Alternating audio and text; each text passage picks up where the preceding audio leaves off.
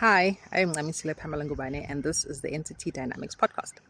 Entity Dynamics is a culture development consultancy where we believe that culture creates behavior and behavior creates reality. So, there's a debate going on about people who are saying, black people in particular, who are saying that things were better under apartheid. Okay. And if you look at the responses that they get from other black people who are in opposition to what they are saying, is basically they're being told to be ashamed of themselves, that they are sellouts, that they are full of crap, whatever. Now, my thing is this, in any debate, if you're just going to attack a person's character and try to defame their character, you've already lost the debate, okay? Come with real facts to contradict what they're saying. And if you listen to the people saying things were better under apartheid, they're saying it in context. They are very much at pains to qualify what they are saying and to contextualize what they are saying. All of them unequivocally will state that the racial oppression was abhorrent and it was a crime against humanity. Indeed, no debate. They're not saying that they enjoyed being racially oppressed. They are not saying that it was good for their parents and grandparents to be racially oppressed. They're not saying that. They are very much at pains to say and explain themselves that what we are talking about is about the structural functioning of the government, the economy. Okay. Obviously, the judiciary is a whole other story because it was very much pitted against black people. Okay. So the racial oppression part, the white supremacy part, everyone is saying is abhorrent. What they are saying and what they are expressing is that they have been let down by the government of this country, the black government. And the reason why it was better under apartheid comes up, right, is that every time that black people complain about the ineptitude and the corruption of black leaders in this country, in particular ANC leaders, right, is that those ANC leaders will say, well, at least we liberated you from apartheid. Okay. And it's like, dude, please, just because we are no longer undergoing racial discrimination, it doesn't mean that it's okay for us to live with the shocking poverty of black people and the ridiculously high unemployment rate. Okay, it doesn't mean that. You see, so these people are basically telling black South African voters who are adults, who are mature people who can use their own brains, that they have to just be grateful that racial segregation and racial oppression has ended. It's not enough. It's really not enough. So I think it's very important that when people, and it's a lot of young people and also older people, no doubt, saying this, but it's very important that when people are saying, and in context that I've just described, that things were better under apartheid, that we really start to engage in a serious and a mature debate and conversation about what this actually means and what people are expressing their dissatisfaction about. Because if you look at the Afrobarometer findings from 2024, end of 2024, I think, 2024 to 2025, they did surveys. They do like mass surveys. And they found that the most pressing concerns that South African people have is unemployment and poverty and poor job and employment prospects.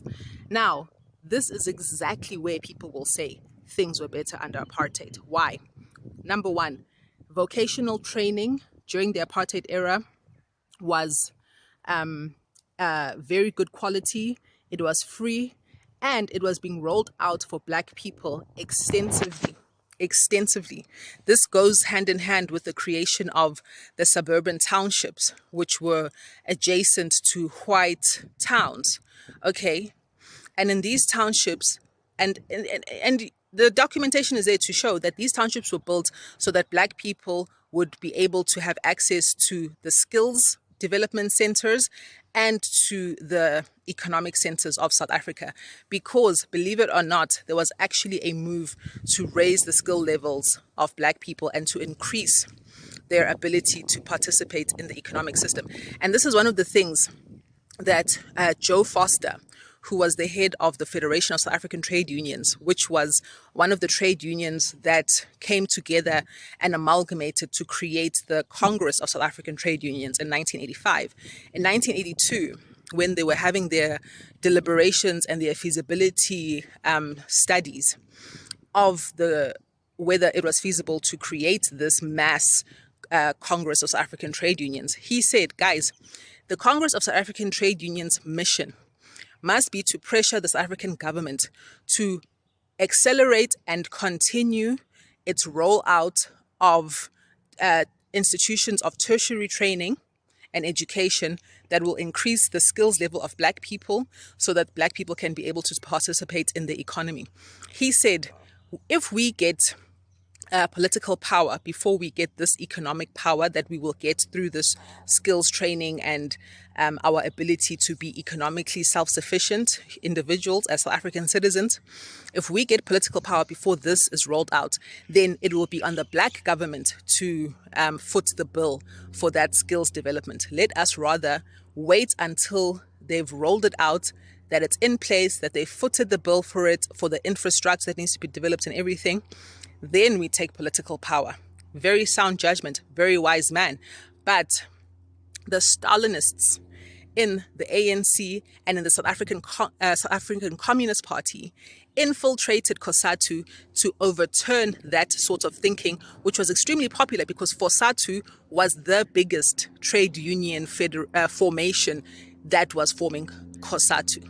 Okay, the Stalinists don't want economically liberated Black people. They want economically dependent Black people so that they can be under the control of the state, and like Moletsi Mbeki explained, will be dependent on the 350 SASSA grants and the 1120 pension grants and whatever grants, okay, and whatever child support grants that exist, okay. This is what Stalinists do.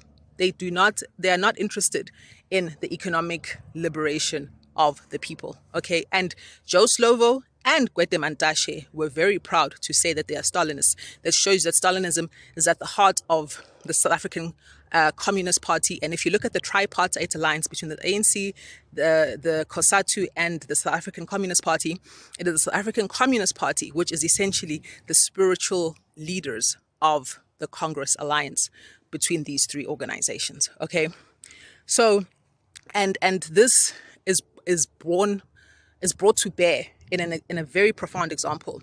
There's a paper written by a guy named Timothy Curtin. He wrote it in 1994, where he explains that in 1993, the National Party government tabled an education budget which spoke of continuing to fund primary and secondary education and increasing, I think by 40%, if I'm not mistaken, I don't know, but increasing significantly the funding of tertiary education for all South African citizens. And this is in 1993, which means because in 1990, that's when Mandela was released, right? That's when a government of national unity was being touted. That's when there was an agreement that all South Africans will now have the franchise, right? So in 1993, the National Party is tabling an education budget, which is including Black people to heavily fund tertiary education. What does the ANC do?